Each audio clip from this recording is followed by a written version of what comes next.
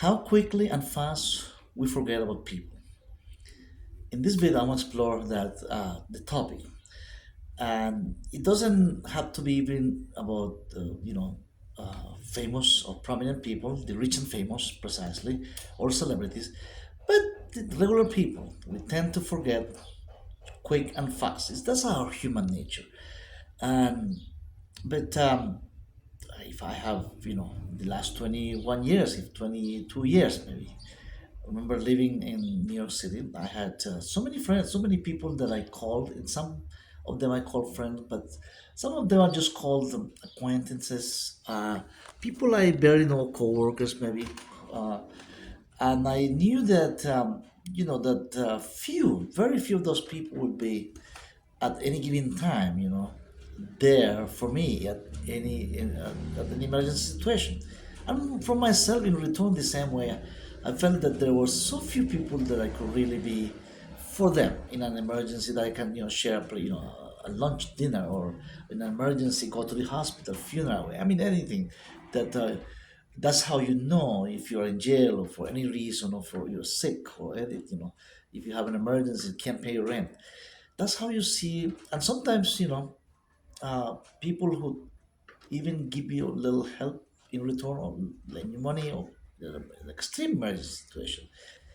And there is a second thought about that too, because some people will do it with faith, with no interest of not even returning. Sometimes it was a case that I was in an emergency situation, and I had to borrow, which is very very in so many years I had to borrow for temporarily to pay my rent. I remember, and yes, there was somebody who was glad to give me, you know, but I was really quick to repay. So that's kind of nice. I mean, and most of you, uh, perhaps what is the really friendship? What is the really how people really forget even about close friends sometimes, And when I recall those years, those over 20 years in New York, um, there was just like, I would say, like three or four people that I can really, after so many years, right, that I could say, wow, I mean, this very, you can count it with the finger of your hands. So even those people, sometimes, after those years, then things, are, the time goes on. Uh, Perhaps 2 or 3 years later, or 5 years later, who knows? Down the line, there will be just one or two, maybe after four, three or four people that you think that were close friends. Who knows? Maybe later on, after 5 years, maybe one or two remains. So people forget. I mean, we tend to forget. We have short memories. I mean, this that's the way life is. And why I'm saying this, man? There was a famous YouTuber who was detained and taken into custody by the Filipino government, Filipino police, because this YouTuber Vitali, remember Vitali? 6 months, just 6 months passed by, and almost nobody remembers who Vitali was or who Vitali is. Very few people talks about it. Very few. Of course, there's an update about his, legal situation in the Philippines, in which, of course, we know that the violation of the Filipino code of conduct, the morale of the country, the offensive things that he did with his camera. I mean, with his pranks, extreme pranks that we all know the history about what he did. Uh, he's still famous. I mean, he's still in a way famous in YouTube. I believe still people are watching his pranks because he's not. Of course, he's in jail. Can't be. He's not posting anything anymore. But his channel is still there. I mean, some people can still watch it and anything like that. But what's going on now? 6 months later. 6 months later, but that situation of his Vitali, this guy, this YouTuber, famous and prominent YouTuber with millions of followers, started a new situation in the Philippines for YouTuber, which was the new regulation, prohibiting YouTubers to film people's faces, or film, people, vulnerable people like children, like homeless people. You have to really have the permission, or even passersby, on a sidewalk or in mall. I mean, things in a public place. So it was like it felt like a censorship, but now, in reality, it was on the books already. Most of this regulation was in the book, and of course, some of them were created recently to take effect in August, which was last month. But what happened? What happened after that? After 6 months has passed by, and the new regulation took place in last month, just 30 days ago. Today is what, September, almost the end of September. So it did come into effect. But what's going on with that now? Have we seen that law being enforced fully? Let's open up that Pandora box. Have we seen it? Some YouTubers were, of course, they left the country, some of them because of the regulation. But the one who remained, even those who were trying to see what happens, right? Wait and see approach, uh, those people, those YouTubers still, posting, they're still making video live streaming from the streets, from sidewalk, from different locations, different, even with people who are not on their screen, on their videos, people who are not, who hasn't authorized to be there on their video. But there hasn't been any prominent cases really in which people are suing for that. Remember that one of these stipulations that was a monetary compensation for people who didn't want to be on the screen on that on that video that unauthorized uh, shots that was taken from a public area, and that was part of the regulation was that, right? I mean, it still is. It's still the law. I mean, the regulation are still there, and the new ones that was enacted, of course, is valid as we speak, right? But then we haven't seen really a no prominent situation in which local people are suing, not just foreigners who YouTubers who are foreigners, expats who are YouTubing from the Philippines, but local people too. We haven't seen any prominent case in the enforcement of this law. What we have really seen is, right, after the Vitali case, I would we see that as a Vitali. Everything um, was blaming on him. Because of him, now we can even people were saying, well, we can even like take a video of ourselves at the resort, a family video, not even a family video. God forbid somebody's walking behind you or somebody's walking, and now you have to ruin it, the whole video, just to edit it out, whatever is not gonna get you in trouble, anything that's gonna get you in trouble because of the new regulation. Now you have to be enforced, even if you're not YouTuber. Right? That will be, the enforcement of these censorship laws will be that in detriment. I mean, it would ruin your vacation nearly. I mean, very much. But now, what's going on with the after all this time that has passed by? The only two cases that we have seen so far is in the case in which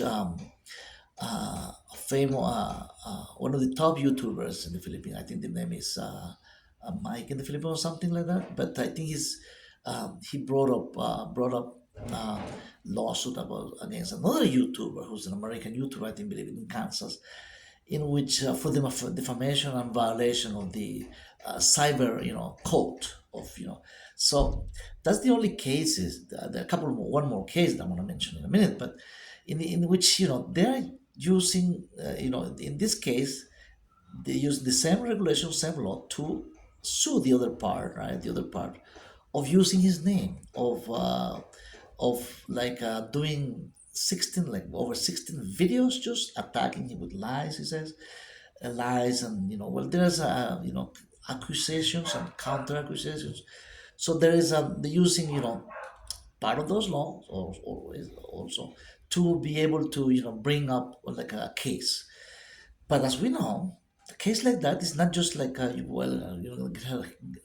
a lawyer and try to bring this to the court and then get some money out of it, like sue the other part because of this defamation of the good name and the lies and the reputation of the person. I mean, the whole range of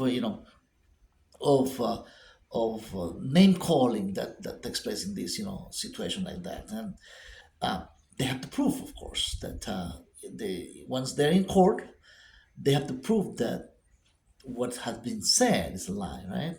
And the person who was telling those supposed lies about the other person has to prove that it's true. So it's the one word, I mean, the one person against the other. The way, you have two different sides of in this issue, but it's a long. We know that in cases like that, it's a long, long issue, long case, long. So it's not just like bam, you're gonna get the money. I mean, somebody pursuing, using this new regulation, the existing law, that's gonna get you. That's gonna make him rich, right? So in the other part, of course, having one of the guys suing the other one of them has at least 80. I think it has 80,000 or 80,000 um, subscribers, which make him, very much, financially in good shape. And the other one doesn't have that many, not even 1,000 followers. I think it's not even monetized yet. So the one that has been sued, the person, the part that's that's been taken to court, doesn't have even, it's not even monetized yet to have the resources to fight the case. But to fight the case, to have something to fight the case. Of course, he has other resources, that person. But uh, that in a situation like this, if it's in the Philippines, it's going to be in the Philippines. The person who's been accused of defamation is not even in the Philippines. It's in the United States. Once he arrives to the Philippines, he might have to confront the situation. Right? They're most likely going to be waiting for him. I guess the authorities, or supposedly, if that was the case. But this case is a civil action, civil suit. I mean, how you can just people take into custody just because of one party suing another one because of the violation of this regulation. In some part of the law, it says that yes, you can end up in jail at the end of this situation, right? They said it starts with 6 months in jail, and then it can go up to more than 5 or 10 years in jail, depending on the case and situation. But the process is long. You have to first. I mean, people. If you're suing somebody using these existing laws about cyber, offenses, take it to the barangay chief of the area where you live. I mean, that could take a process. In this, the Philippines and Latin America, civil cases like this, and most cases in court can take long time, over 2 or 3 years, to be able to process the whole thing, through the whole process. By the time, the only people spending money are the people involved in it. I mean, just really spending money with lawyers. The one who's defending himself for the accusations, right, for these charges, and the other one conducting the I mean, of course, the other one is arguing, the one accusing the one suing, the part that is suing the other one, is trying to clear his name and his wife's name. Apparently, is involved. The wife is involved in this situation, which is the wife is a Filipino woman who is a YouTuber also. So being a YouTuber, you are in a public square. Public square. I mean, my name can be used. I mean, I'm not gonna sue somebody just because my name has been used. It's been used in a way that, of course, respectfully. And if there is any criticism about my channel, criticism about the things that I'm saying, that's part of freedom of speech. Anywhere you are, I think that freedom of speech. Just look, if you're in the United Kingdom or the United States of Canada, freedom of speech. We all have freedom of speech anywhere we are.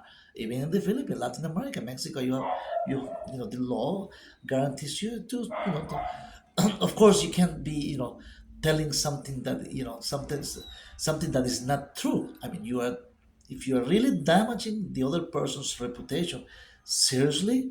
I mean, if you there are cases, of course you're gonna end up in jail.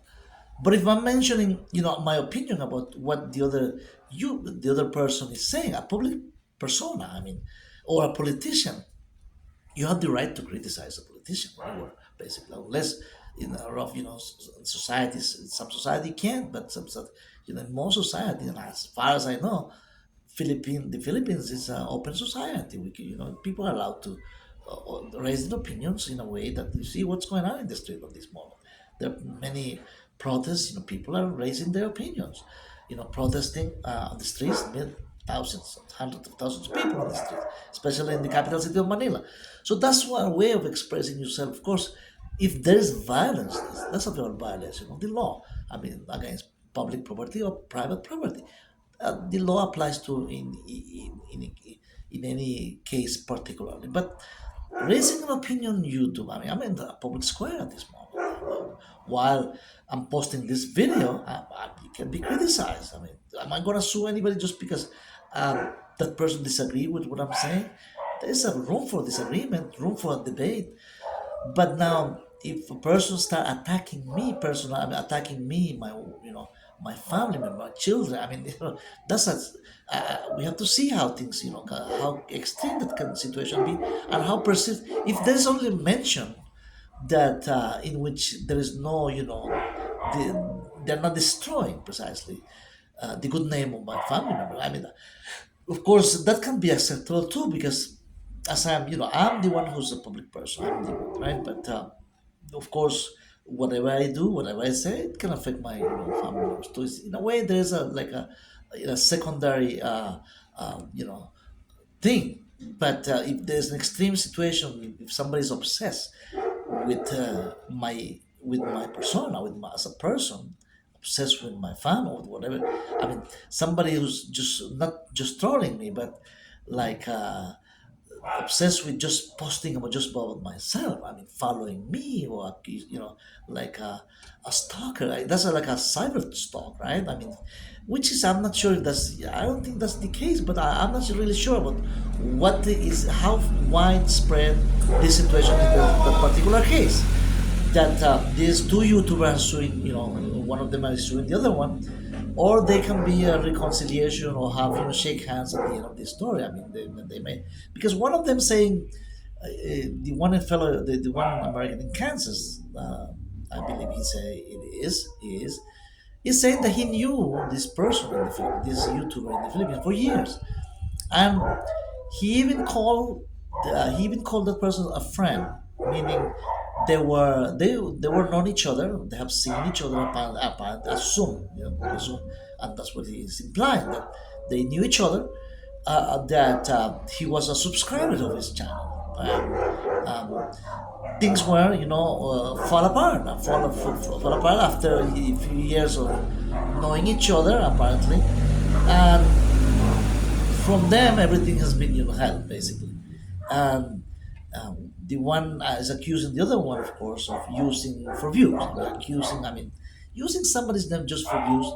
I have, make my opinion. I have posted about all YouTubers too, in a way, try to be respectful as possible, in which, of course, you have to talk about the person. I mean, if you are saying something about YouTube, if because it's a public, sometimes that he says that I defer to the opinion of the other one. That doesn't, make you a bad. That doesn't make you, you know, you know, that you're violating the law, right? So they have to be careful with that. And in the other case, right, we see what's going to happen, because he hasn't. The one that has been charged, the YouTuber has been charged, who lives in Kansas at this moment, hasn't arrived to the Philippines. And we're going to see what happens when he arrives to the Philippines. What's going to happen? They're going to meet for reconciliation. They're going to meet, their lawyers. They're going to have both, lawyers to speak about this situation, or it's going to go forward. We don't know what's going to happen. We keep following in this story. In the other case, the other fellow who's suing another YouTuber, an Oriental, I think he's from Vietnam. Well, he's an American with Vietnamese accent. I mean, he was, his parents were from Vietnam, but he's an American-born, I think, YouTuber who is in the Philippines with his Filipino wife. The story goes that one of his employees, I mean, the worker who was his cameraman, is suing him for, work-related issues.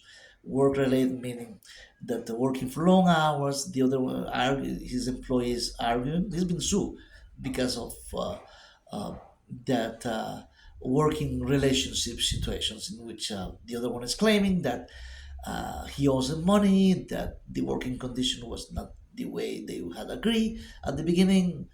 And of course, the other part is, arguing that this is done only for monitor to gain views, to gain subscribers, to get, which can make somebody, of course, make you earn money for profit, right?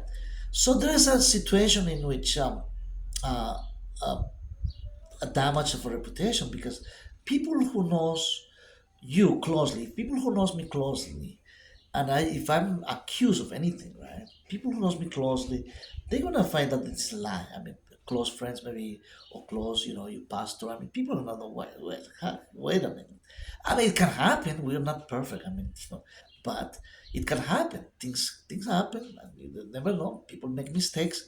But if there is a situation, if I ever have to, publicly, I have to say that if I made a mistake or I offended anybody seriously, I have to say, the same way publicly, that I have to recount. I said this was a mistake. I mean, I apologize for this situation. The other part has to be willing to accept my apologize, my you know my and have ask for forgiveness. In which, in both of these cases, it can happen if there is a good faith. Good faith is important, right? Good faith should be really important, but hopefully, it will prevail. The approach of good faith will prevail. Now, what happens in the case of Vitali, that in is still he's still in jail 6 months later. He's already paying the price.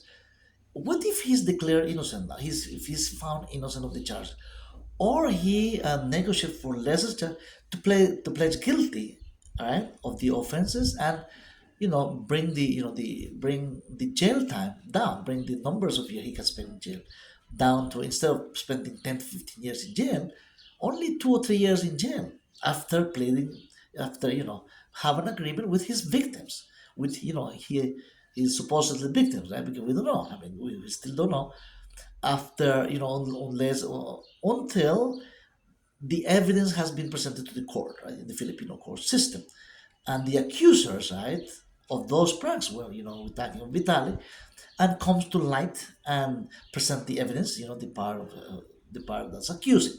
So what if they have an agreement, and you have, maybe he can gain his freedom, right? His freedom after he makes an agreement with all the accusers, right? People who have been accused, right? Who's been accusing him of these pranks, right? This situation that happened in the streets of the Philippines.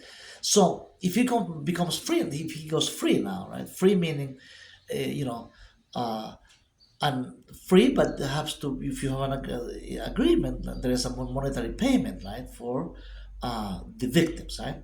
So what's going to happen to him? It's been publicly known that nobody wants. I mean, his parents, that we don't know any more than we knew at the beginning. We haven't seen any posting from his parents or any public display of what they planning to do. But he was, of course, he was a resident in the United States. He wasn't a U.S. citizen yet. So apparently that's going to be, they don't want him there either now. He's from Russian descendant. It seems that they don't want him there either. So what's going to happen? There is no third country that they can take him. If he's going to be deported after his time in jail, right, whatever time it is, or being free on, if he goes free, and nobody wants him, are they gonna give him permission to work permit to work in the Philippines? I mean, what's if he just dump on the streets to be on his own, right, without any deportation anywhere? Because if nobody wants him, what is gonna he can be in jail, right? I mean, unless they want to keep him in jail, if no country wants to accept him, right? So we're gonna have, it's a curious case in a situation in which if no country wants it, not the United States or Russia or any other third country, right? After that conviction, or after that situation where he's involved, right, with the legal system in the Philippines, if no country wants him, a third country, what's gonna happen to him? He might be just dumping, on the street, become homeless. Who knows? He's gonna retake his YouTube channel. We don't know. I mean, we don't know yet. But YouTube, most likely the company and all these social media platforms, they're gonna take me. They have canceled other people's channels, and no doubt. I mean, after a conviction like that, after a situation, of a legal situation like that, they it's possible YouTube is gonna, who knows, they wanna do it or not. So if he has no source of income, he might end up homeless in the state of Philippines. And it's not the first case in which foreigners uh, go bad, go in a situation that ended up homeless, in the Philippines. There are many situations, many cases. I'm not saying that's what's gonna happen to him. All I'm saying is that, that either they give him one work permit when he's set free, and nobody country wants to accept him because where are they going to deport him, right? They may have to like give him work permit somehow to survive and to work as a to work anywhere, just like any other Filipino in the Philippines. We don't know that yet, but of course his lawyers are gonna, make that point most likely.